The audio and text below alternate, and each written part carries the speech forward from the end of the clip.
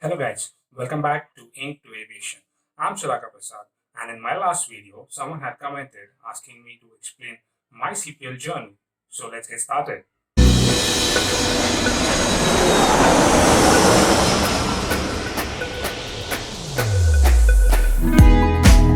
The year 1998, I was in third grade, and my father had to move out of Vishakhapatnam.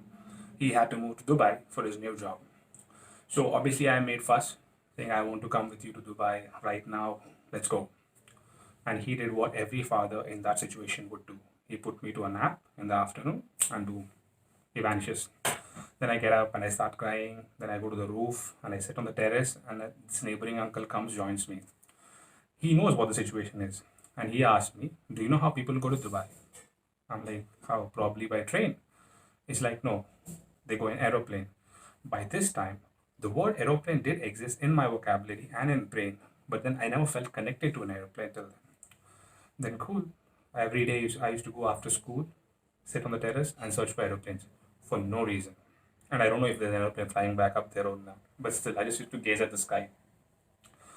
Then in fifth grade, around fourth grade ending, my father who comes down is like, "We all are moving to Dubai." And I'm like, super excited. Boom, let's go to Dubai. And that too in an aeroplane. So we moved to Hyderabad, and from Hyderabad, Begumpet Airport, the Shamshabad Airport did not exist that time. And then we get into an Air India flight. That was my first flight. I honestly don't remember the model number which I was flying for the first time as a passenger. I get inside, I request the cabin crew, like, "Can you just meet the pilots for once?" They take me to the cockpit, and then I have a look at this beautiful small cabin, amazed by the lights, amazed by the layout. Just, it was a connection. I was like, if there is something I want to be, that is pilot. And this was a small childhood dream which started in grade 4th. And then we took off, we landed in Dubai.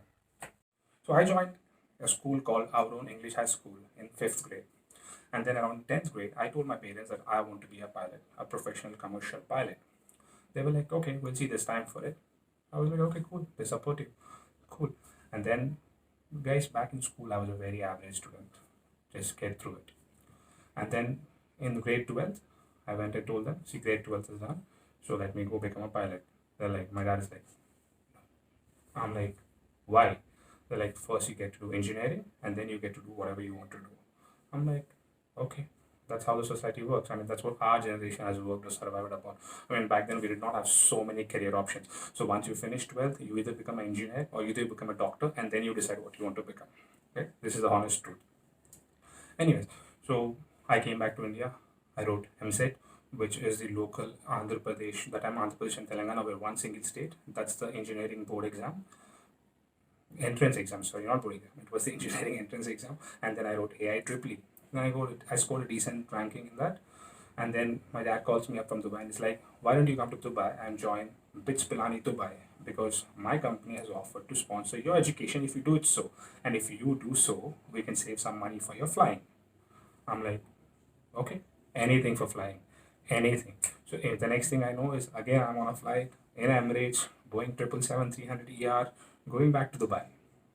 I went there, joined BITS Pilani Dubai, picked up mechanical engineering because I always liked mechanical engineering and aeronautical engineering, and that college did not provide me aeronautical engineering. They did not have the course back then. So I took mechanical engineering, and then my college life started. 2008. 2008 was when I joined BITS Pilani Dubai to pursue mechanical engineering.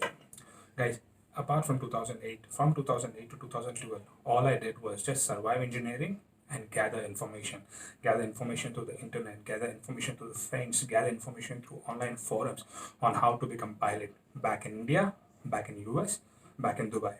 There's not even one single flying club which I have not gone personally and met in the United Arab Emirates.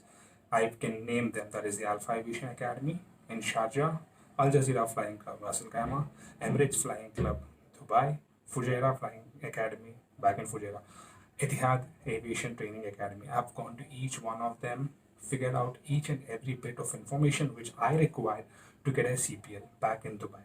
But then, guys, due to the currency rate and the fact that we will be getting a local GCAA CPL, I was always hesitant to join pilot training back in Dubai. So in 2011, I came across a site called IGRUA, Indira Gandhi Rashtriya Udan Academy. So they conduct an all India entrance exam.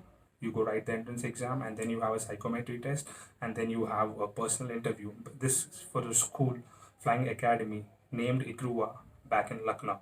So in 2011, from Dubai, I had come to Lucknow, written the written exam, cleared the written exam, cleared the psychometry, cleared the interview, and I was selected.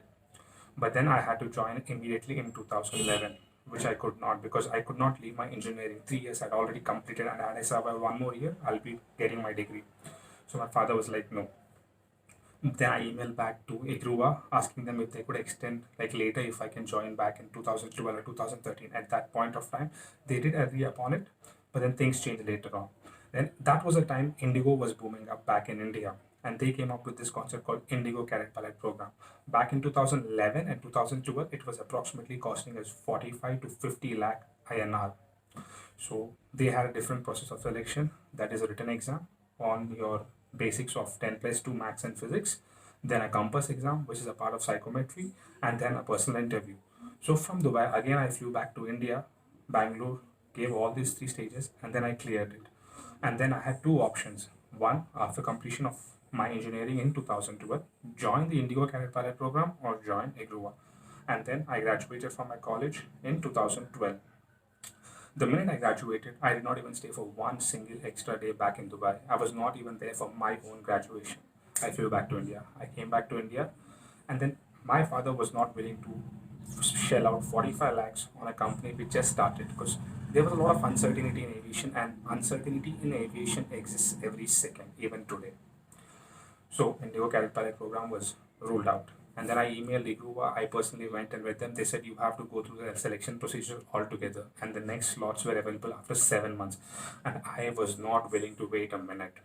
So before I wanted to get into any other private flying club or flying academy any around the India to get my Indian CPL, the first thing I wanted to do was get my medical. So boom, I go to Apollo Chennai. I get my class 1, because I already had done my class 2 back in 2008 when I was giving my MSET and AIEEE. And in class 1, I was declared temporary unfit. Why was I declared temporary unfit? I was declared temporary unfit due to an issue called DNS. DNS is an acronym for deviated nasal septum. For those of you who do not know what DNS is nothing but the nasal septum, the wall of the nose, which is there in the center, is not straight. It's crooked. In layman terms, it's either bent or it's like a snake. 80 out of 100 people suffer from DNS, but people live with it because it really does not affect your daily activities, which are on normal basis. But if you want to become a pilot or do external activities such as scuba diving or skydiving, it becomes very essential that you get rid of DNS.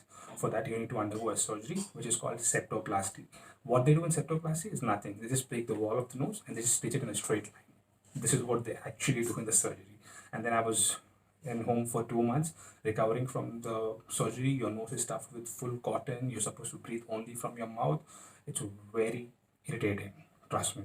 And then I gone back to Delhi to regive my medicals. My medicals were cleared. I joined Chimes Aviation Academy.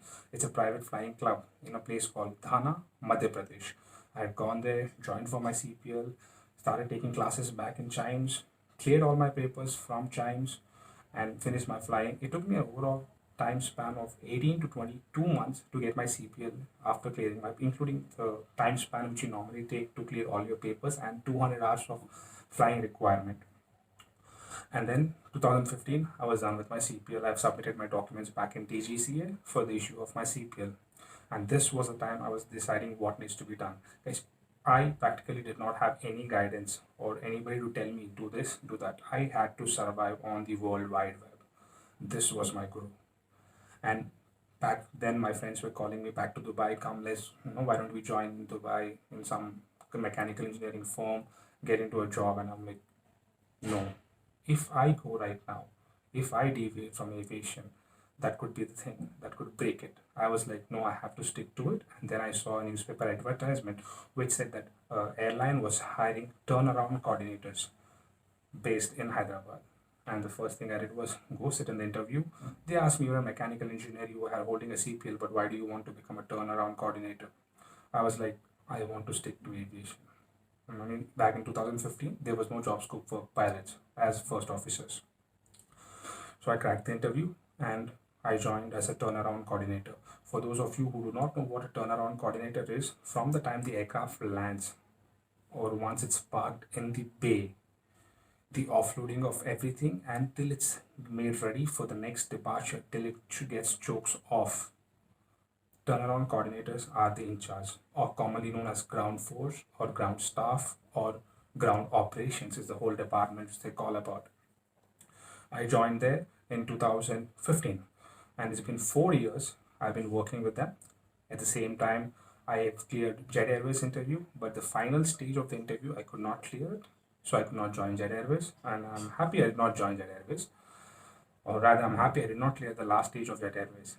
And then I could not crack Vistara and AirAsia. However, in the year 2019, Indigo had come up with a vacancy, and I had given the written exam. And in the first attempt, I did not clear it. In the second attempt, I had cleared it. And back in 2019 November, I got my results stating that I had cleared all 3 stages of Indigo. Because any airline in India has 3 stages of interview. One is the All India exam which they conduct, and then comes your psychometry or your sim session. Sim sessions, there are 3 types. One is the Wombat, one is the Compass, and one is the CAS. And then comes your final interview with the panel of HR and pilots. Guys, so in November 2019, I had cleared all 3 stages of Indigo and I was eligible to join Indigo as a JF or Junior First Officer. And I was waiting for an email from them stating me 2 things: where I will be sent for type rating on the Airbus 320 and how much it's gonna cost me. And then I started hunting for funds, that is knock at the banks. I started that, and then I figured out my funds, and then in the December 2019, I got an email from Indigo stating that I'll be going to Abu Dhabi at Etihad Airways Academy, the same academy back in 2011 where I went to get information about my CPL. And that was like a shock for me. And then I collected my funds, and then on Jan 9th, I flew to Abu Dhabi, and from Jan 12th, my type rating on the Airbus 320 started. It ended on March 9th. I came back on March 9th and submitted all my documents for the endorsement of Airbus 320 on my CPL at the DGCA. And then now I'm waiting for this COVID-19 to settle down so that I can get back my documents back from DGCA, and I'm waiting for to be inducted by Indigo as a Junior First Officer. So see you soon in the skies, guys. If you have any question or any queries regarding aviation, regarding CPL, regarding study materials, regarding flight clubs, please do comment in the video comment section. I'll get back to you in 2 ways. Either I'll comment back to the reply or I'll make a video about it. Please do like the video, share it with all the aviation enthusiasts whom you know so that they are also benefited by this channel. Thank you. Until next time.